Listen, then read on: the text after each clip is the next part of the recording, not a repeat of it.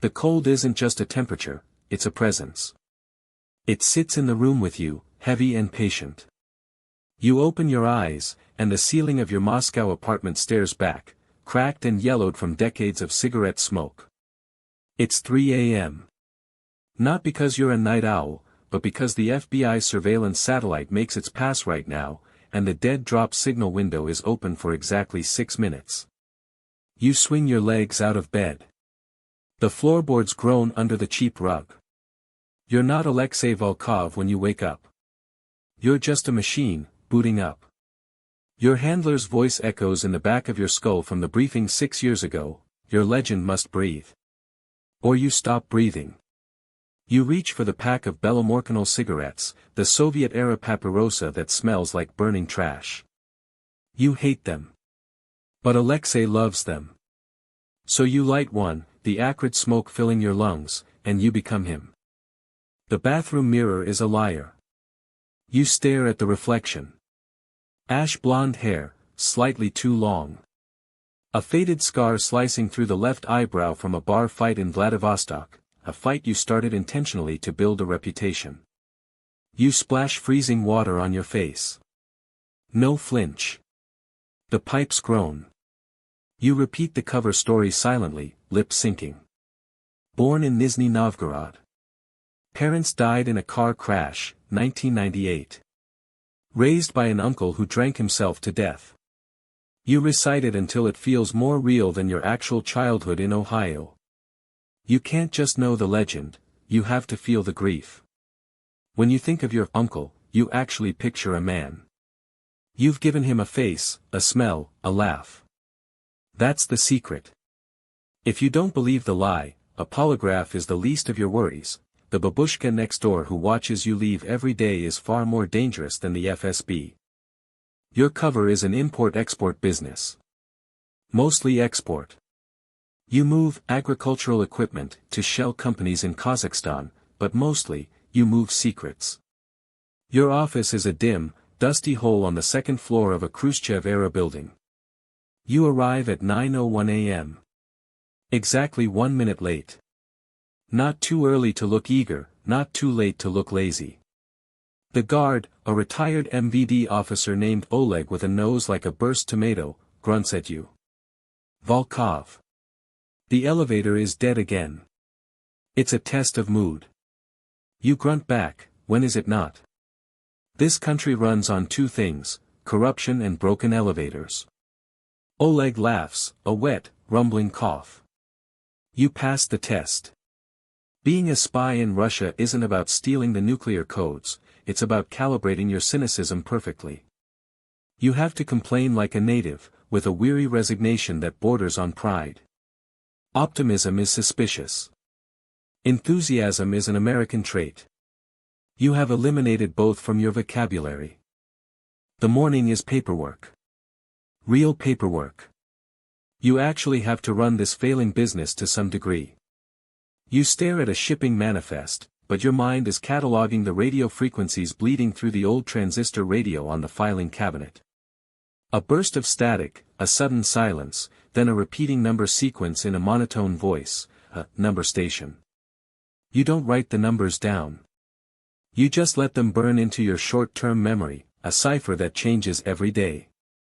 Your hand is steady on the pen, signing a document for a tractor delivery. The door bursts open without a knock. It's Sergey, your business partner, a low-level Bratva enforcer you've cultivated. He's sweating despite the cold. Alexei, you need to borrow me your car. It's not a question. You lean back, keeping your hands visible. Letting him take the car is a security risk, refusing is a social death warrant. You look at the panic in his eyes. A stolen car is replaceable. A broken network isn't. Keys are in the visor, you say, throwing them to him. But you owe me a full tank and no blood on the seats. He grins, a flash of gold teeth, and disappears. You make a mental note, Sergey is compromised today. Avoid the safe house on Tverskaya. Lunch is a ritual. You walk to a shawarma stand near the Komsomolskaya metro, chewing the dry bread and stringy meat while you scan the crowd.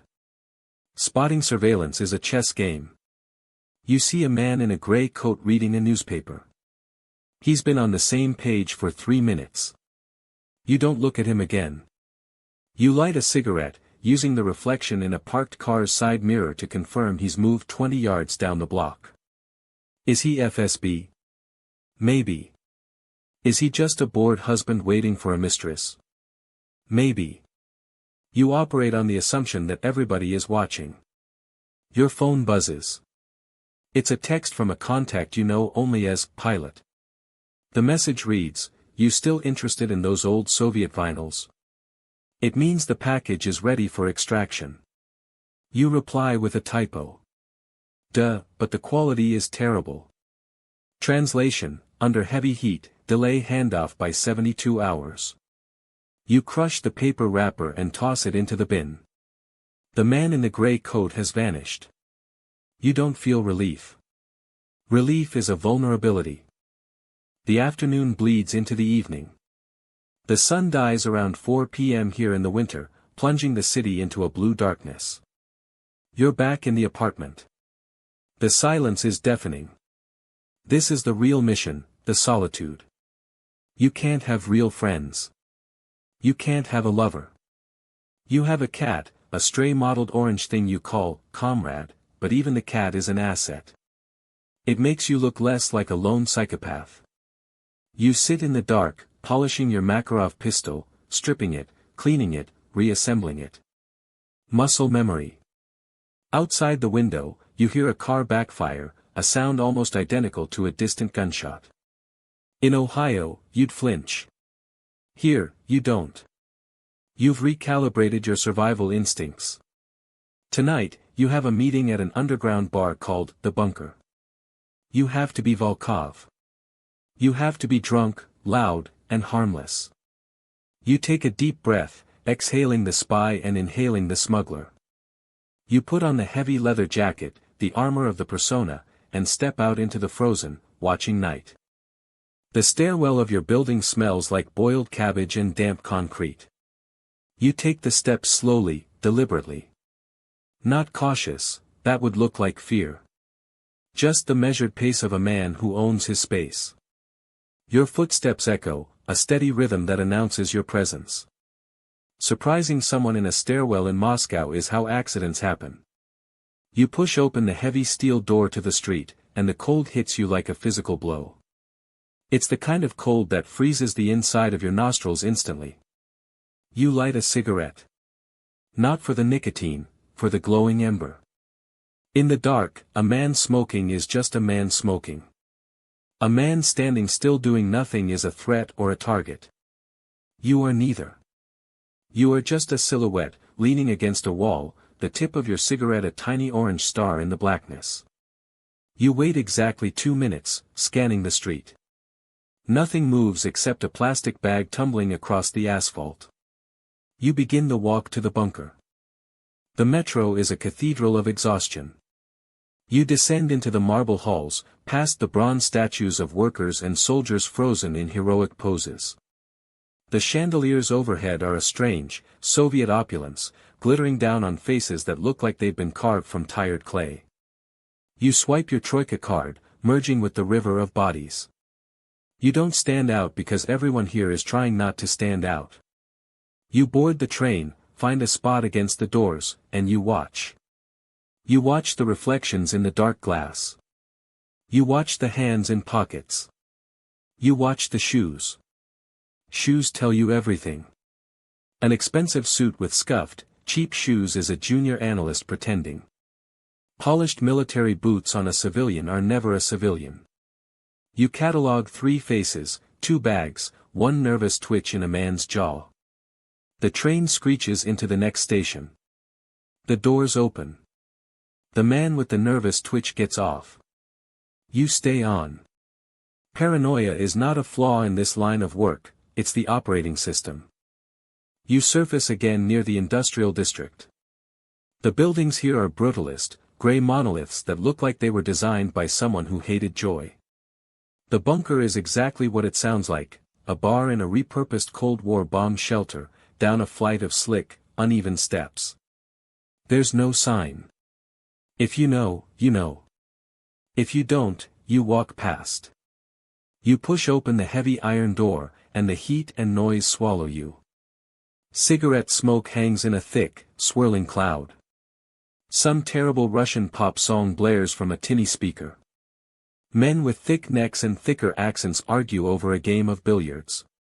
You see your contact immediately. He's in the corner booth, a weasel of a man named Dmitri. He deals in information the way other men deal in used cars, greasy, unreliable, but occasionally possessing something valuable. He waves you over, his smile too wide. Alexei, my friend. Sit, sit. Dmitri's voice is a nasal whine, irritating as a mosquito. You slide into the booth, positioning yourself with your back to the wall, eyes on the door. This is not negotiable. A man in your profession who sits with his back to the room is a man who wants a knife in it. Dmitri pours you a shot of vodka from a frosty bottle. You don't drink it yet. You let it sit there, a tiny clear lake of poison. You look tense, he says, his eyes darting, never landing. Business is bad. You don't take the bait. You reach into your jacket. Dmitri flinches, just a little. You pull out a pack of cigarettes, offer him one. He takes it with slightly trembling fingers. Power is in the small gestures.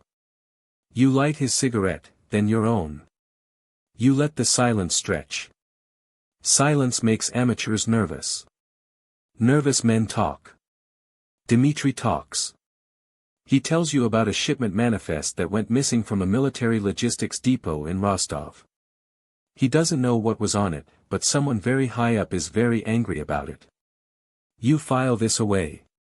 A missing manifest means a cover-up. A cover-up means a weakness. You finally pick up the shot, clink it against his glass, and down it. The vodka burns, a clean fire. Interesting, you say, your voice flat. But I came here for cheap company, not cheap rumors. You've gotten what you needed. You extract yourself from Dmitri's orbit and head to the bar. You need to be seen. You order another vodka, this time just holding it, nursing it. You laugh too loudly at a joke the bartender tells you, a crude one about a politician and a goat. You slap the counter. You're performing. The men at the billiard table glance over, see a drunk, mildly obnoxious businessman, and look away.